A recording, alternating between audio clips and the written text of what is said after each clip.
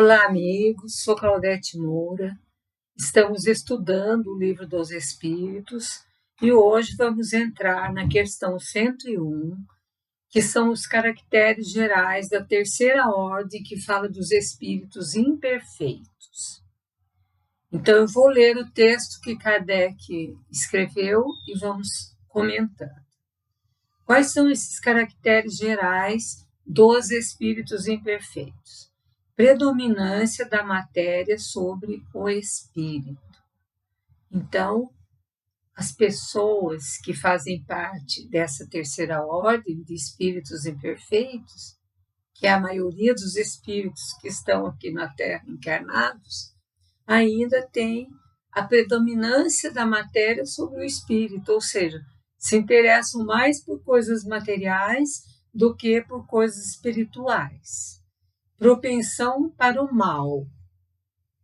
Não quer dizer que todos sejam maus, mas existe uma propensão para o mal. Nós não perdemos ainda essa propensão para o mal.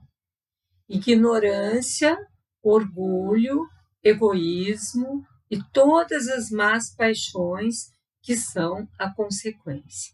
Então, quando a gente lê esses caracteres gerais dos espíritos imperfeitos, a gente fala, meu Deus, mas que espíritos são esses? São espíritos do nosso nível de evolução, que ainda estamos aqui no mundo de provas e expiações, ainda tentando nos livrar das nossas imperfeições, procurando nos transformar para melhor, mas ainda trazendo resquícios de outras vidas onde cometemos talvez atos que nos levaram a nessa encarnação temos que resgatar ou temos que recompor tudo aquilo que deixamos de fazer.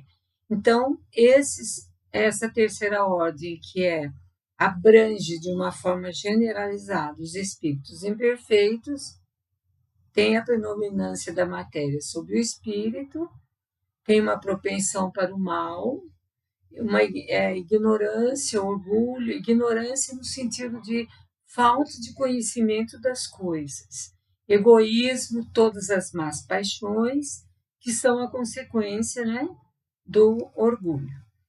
Eles têm a intuição de Deus, mas não o compreendem. Não é que esses espíritos não saibam de Deus. Eles têm uma intuição de Deus, porque todos nós temos essa intuição. Somos seres criados por Deus. Então, temos esse gene divino em nós. Só que nós não ainda compreendemos totalmente Deus. A natureza de Deus nós não podemos entender ainda, por causa realmente do nosso nível de evolução. Nem todos são essencialmente maus. Em alguns, há mais leviandade, inconsequência e malícia que verdadeira maldade. Como nós já falamos, quando a gente fala terceira ordem e fala espíritos imperfeitos, são diversos tipos de imperfeições. Não é que todos que são dessa ordem tenham todos os tipos de imperfeições. Não é isso. Então, nem todos são maus, essencialmente. E em alguns há mais leviandade, inconsequência e malícia do que verdadeiramente a maldade. São levianos, inconsequentes, maliciosos. Às vezes nem querem fazer o mal, mas as atitudes deles levam para a maldade, porque eles não sabem se comportar realmente. Uns não fazem nem bem nem mal, mas só o motivo de não fazer o bem já denota a inferioridade. Tem pessoas que falam para a gente, eu não faço nada para ninguém, não faço o bem, não faço caridade, mas também não faço mal. O fato da pessoa não fazer o bem, ela deixa esse espaço para que o mal se instale. Quando ela deixa de fazer o bem, ela deixa uma brecha para o mal. Outros, por outro lado, se comprazem no mal e se satisfazem ao encontrar a ocasião de praticá-lo. Então, nesta ordem dos espíritos imperfeitos, são vários matizes de imperfeições. Alguns não são totalmente maus, são mais levianos, inconsequentes. Alguns são maus de verdade.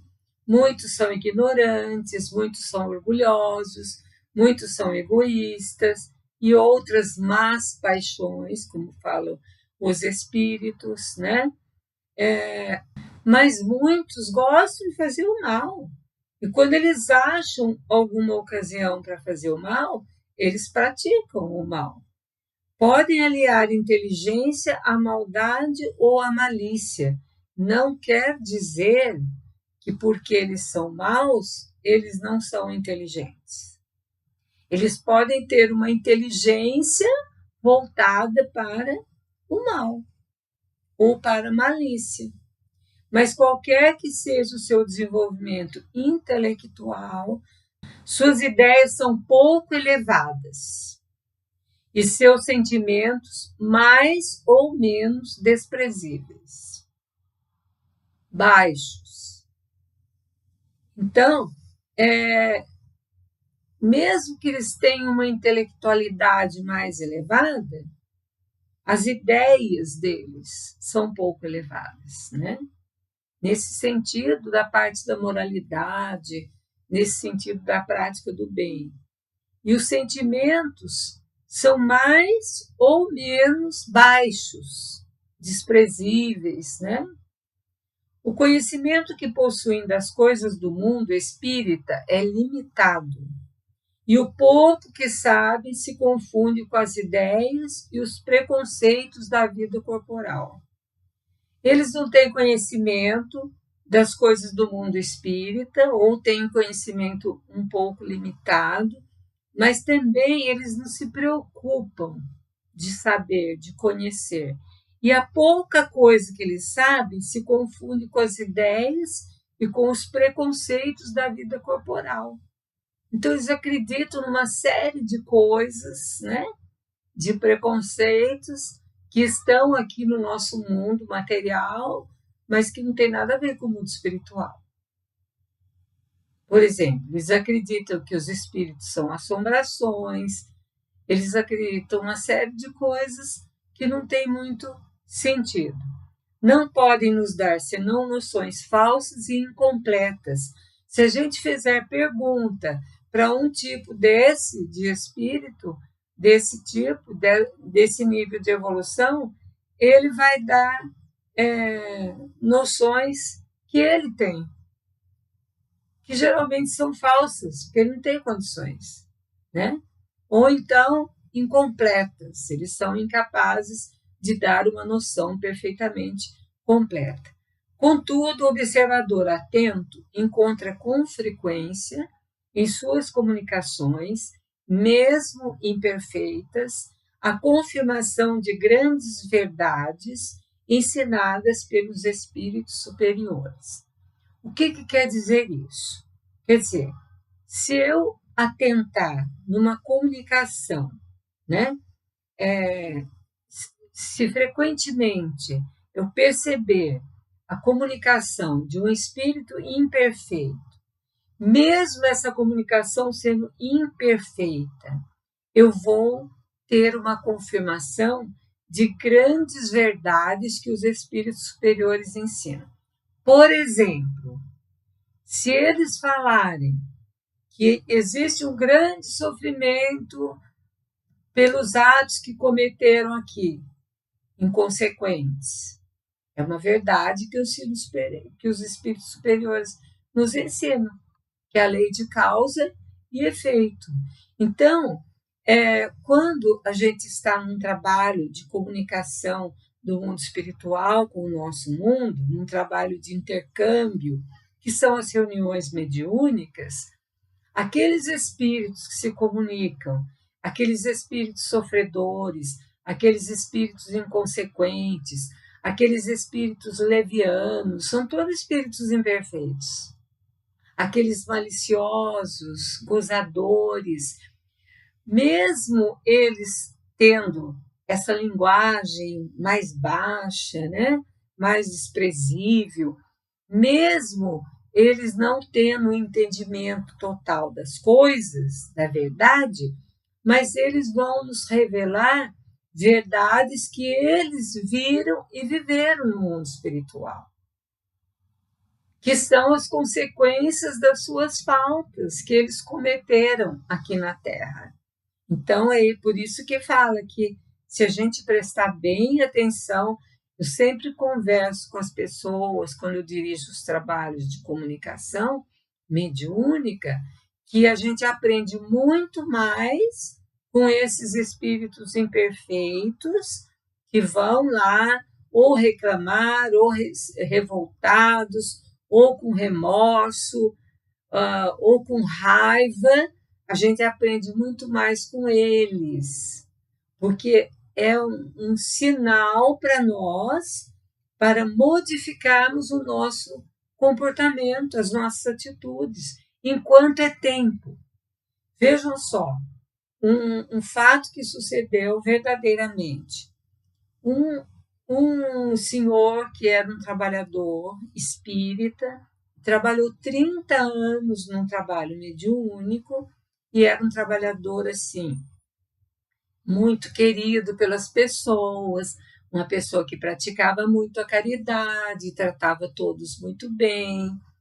E ele desencarnou e aquele grupo ao qual ele pertencia sempre estava atento, querendo que ele se comunicasse.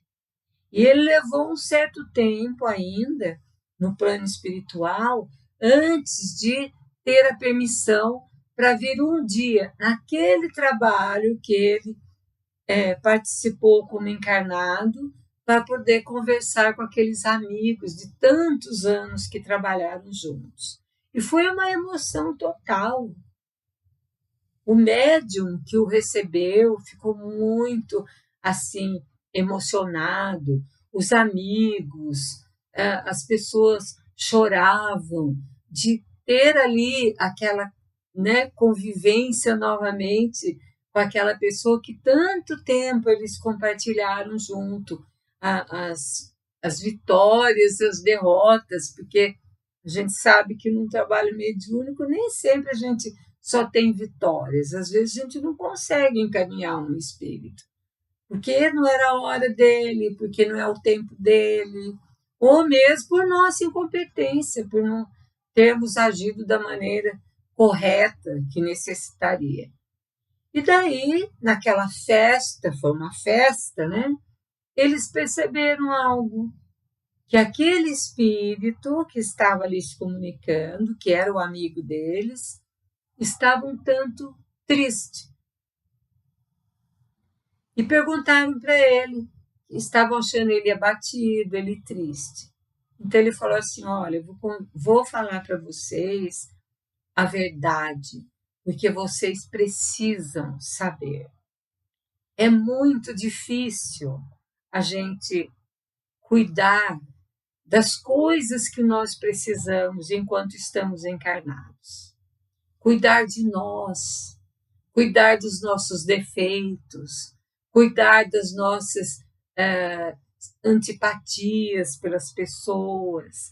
É muito fácil você aconselhar, é muito fácil você fazer o bem para o outro, mas lutar contra os inimigos internos que nós temos é muito difícil.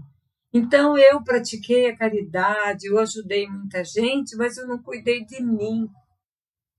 E agora eu estou vendo quanto tempo eu perdi. E eu tenho que ficar nesse trabalho agora de interiorização para cuidar das minhas mazelas. Então, eu estou avisando vocês que ainda estão encarnados, para vocês ainda está em tempo de vocês começarem a olhar para dentro de si mesmos, se renovarem e cuidarem, porque é isso que vale quando a gente chega desse lado. E daí todo mundo ficou assim com a pulguinha atrás da orelha, porque qual de nós que não precisa fazer?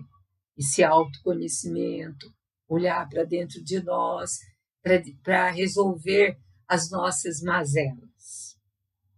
E Maria Modesto Cravo, espírito, fala mesmo que a maior dificuldade dos espíritos espíritas, quando chegam no plano espiritual, eles chegam às vezes até revoltados, porque eles acham que trabalharam tanto, deram todo o sangue o tempo inteiro dentro das casas espíritas, ajudando as pessoas, praticando a caridade, e quando eles chegam lá, eles verificam que eles não estão numa situação tão boa interiormente. E daí ela diz que sempre as pessoas reclamam, às vezes, ficam até revoltadas. Não, mas eu fiz tanto pelos outros, eu esqueci de mim, eu fiz tudo isso por amor às pessoas e tal. E daí a questão que é feita, e o que você fez por você? Então, gente, não é egoísmo cuidar de nós. Não é egoísmo procurar as nossas imperfeições e querer, na medida do possível, porque também a gente não vai resolver tudo de uma vez, ir saneando esse nosso mundo íntimo, que precisa ainda de muita coisa, muita reforma, muita renovação. Então, um alerta. E é por isso que está falando que um observador atento sempre vai encontrar nas comunicações, mesmo dos espíritos imperfeitos, confirmação de grandes verdades que os espíritos superiores ensinam. E é verdade. O caráter desses espíritos se revela por sua linguagem. Todo espírito que em suas comunicações deixa transparecer um mau pensamento pode ser colocado na terceira categoria, que é essa de espíritos imperfeitos. E como que esse espírito, na sua comunicação, deixa transparecer um mau pensamento? Vocês pensam que não existe fofoca no mundo espiritual? Ele pode estar falando de alguém do grupo, ele pode estar incitando esse grupo a ter alguma mazela com o grupo rival, com outro grupo da casa espírita, que geralmente tem essa invejazinha, né? Por que o outro está indo tão bem, o nosso ainda não está? Então, é para observar isso aí, né? Quando ele deixa transparecer esse mau pensamento, pode ser colocado na terceira categoria de espírito imperfeito. O espírito superior nunca ele vai deixar transparecer um mau pensamento. Ele só vai deixar transparecer bons pensamentos. Em consequência, todo mau pensamento que nos é sugerido vem de um espírito dessa ordem. Às vezes, eu tenho que resolver alguma coisa e eu estou pensando de uma certa maneira, e o melhor quando a gente tiver alguma coisa de qualquer ordem para resolver, é a gente fazer uma prece, primeiro. Pedir ajuda de Jesus, dos bons espíritos, porque daí a gente já vai clarear mais as nossas ideias. Mas às vezes vem um pensamento atravessado. E não é que a gente tem vontade de seguir aquele pensamento, porque nós também ainda somos espíritos imperfeitos. E temos tendências. Mais tendências para seguir o mal do que o bem. Né? E sempre que vem essa sugestão, pode saber que não é um bom espírito que está nos dando. O bom espírito vai nos dar sempre boas sugestões. Nunca ele vai nos dar um mau pensamento. Esses espíritos inferiores veem a felicidade dos bons. Eles conseguem ver que os bons são felizes. Porque eles não são, né, gente? Por mais que um espírito desse, quando chega às vezes na reunião mediúnica, ele fala que ele é feliz, ele dá risada, ele fala que ele está por cima, que ele está ganhando, que ele está se vingando. Ele não é feliz, de jeito nenhum. Então, quando eles veem que aqueles outros espíritos que praticam o bem, eles são felizes. Então, essa visão para eles, dos espíritos bons sendo felizes, é um tormento incessante, pois provam de todas as angústias que podem produzir a inveja e o ciúme. Por que eles querem? Às vezes nós estamos caminhando para o bem, num programa, num projeto de caridade verdadeira, e daí vem uma ideia atravessada aí no meio, vem alguma coisa para nos atrapalhar. Porque eles tentam nos sugerir algo, porque eles têm inveja, eles têm ciúme. É por isso, porque isso dá angústia para eles. Por que eu não posso também fazer? E qual é o que a gente fala para eles quando eles se comunicam através de um médium nos trabalhos mediúnicos? Claro que você pode ser feliz. Você pode deixar essa sua vida agora, se você quiser. É só você se render. É só você se arrepender de todas as coisas que você fez e se entregar a essas pessoas que estão aqui presentes, que sempre estão lá, os espíritos, para recolhê-los, para ajudá-los, para acolhê-los com muito amor. Porque eles não são acolhidos, eles não são tratados como eles tratam as pessoas. São tratados com amor. Os espíritos bons não tratam ninguém a não ser com amor. Claro que eles às vezes resistem, porque eles sabem que eles vão ter depois que passar pelas provações, eles vão ter depois que resgatar aquele mal que eles fizeram. Então, eles querem fazer com que fique tarde esse momento em que eles vão ter que se render. Mas alguns já se rendem porque não aguentam mais o sofrimento. Eles conservam a lembrança e a percepção dos sofrimentos da vida corporal, e essa impressão é com frequência mais penosa que a realidade. Os espíritos nos disseram, num trabalho, os orientadores do trabalho nos disseram que se nós achamos que nós sofremos aqui, nós podemos multiplicar isso por muitos outros números, o sofrimento dos desencarnados. Porque eles não têm o corpo físico como mata-borrão. Ele usou esse termo. O nosso corpo físico é mata-borrão do espírito. Quem sofre é o espírito. O sofrimento vem para o corpo físico para aliviar o sofrimento do espírito. Então, esses espíritos sofrem, pois verdadeiramente dos males que lhes afligiram e daqueles que fizeram os outros sofrer.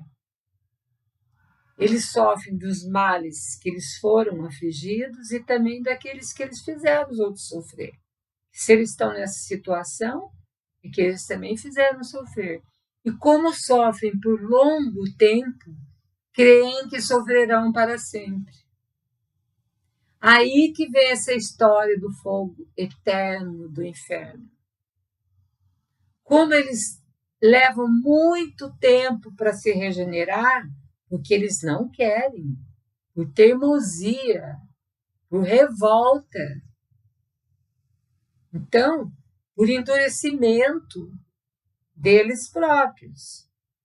Então, como eles não querem, e eles levam muito tempo sofrendo. Quanto mais eles resistirem, eles vão sofrer mais.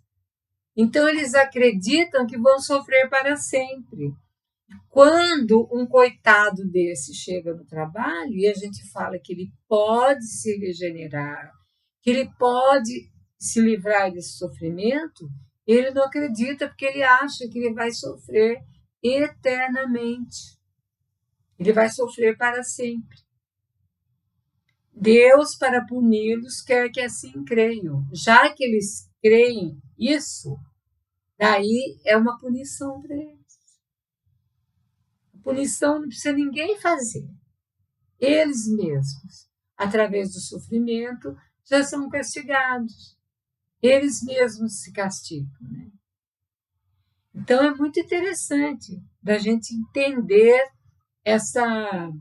esses espíritos imperfeitos, né? Porque somos todos nós que estamos aqui. Né? E daí, André Luiz, neste livro Vivendo a Doutrina Espírita, ele fala o seguinte sobre essas imperfeições. Você se reconhece um espírito imperfeito no corpo material e se constrange diante do serviço na seara do Cristo. Ou seja, já vi muita gente chegar no centro espírita e falar assim: mas como que eu posso trabalhar aqui? Porque eu sou um espírito imperfeito. A gente sabe que é um espírito imperfeito. E como que a gente sabe que é um espírito imperfeito? Olha o que André Luiz fala. Comenta passagens evangélicas, mas ainda não as segue. É da boca para fora. Eu falo das passagens evangélicas, eu falo das curas de Jesus, eu falo das mensagens de Jesus, mas eu não sigo, eu não faço aquilo. Mas, gente, nós já estamos começando. Se eu não começo o meu trabalho, mesmo sendo imperfeito, como é que eu vou querer melhorar? Às vezes a gente exalta a caridade, fala bem da caridade, mas a gente vacila ainda. Numa hora em que é necessário, eu vou ter que ir atender um doente num bairro distante, de periferia, que é às vezes perigoso, é longe, e eu falo assim, mas será? Eu vacilo? Será que não é perigoso eu ir? Eu quero praticar a caridade. Eu exalto, eu sei que tem que ser feita. Quantas vezes a gente não fala bem do perdão? Meu amigo, você tem que perdoar. Fala para o outro que está triste, que foi ofendido. Mas a gente mesmo não desculpa o outro. E a gente disserta sobre o perdão. Porque o perdão ajuda, porque o perdão faz bem para aquele que perdoa. E é verdade. Ressalta o amor e ainda sente raiva. Fala sobre a humildade e ainda aciona o orgulho. Recomenda a fé e ainda tem dúvida. Eu falo, tenha fé, tenha esperança, mas eu ainda duvido. Sinaliza indulgência, mas ainda é intolerante. Eu falo, por exemplo, que a gente tem que ser indulgente com os defeitos alheios, tem que olhar o outro como um ser necessitado, que errou, mas às vezes eu sou intolerante com pessoas do próprio meio familiar meu, ou amigos mesmo. Discorre sobre a calma e ainda se impacienta. Proclama bondade e ainda é cruel. Somos nós. É certo que em alguns momentos suas imperfeições morais são mais evidentes, mas isso não é motivo para se afastar das tarefas do Evangelho, pois cada instante de serviço com Jesus é precioso estímulo à transformação moral. É trabalhando que a gente vai melhorar. Só assim, não tem outra maneira. Então, hoje nós estamos terminando o nosso programa, nossos estudos, deixando então para a próxima oportunidade as classes em que vamos dividir esses espíritos imperfeitos. Claudete Moura para o divulgar.net.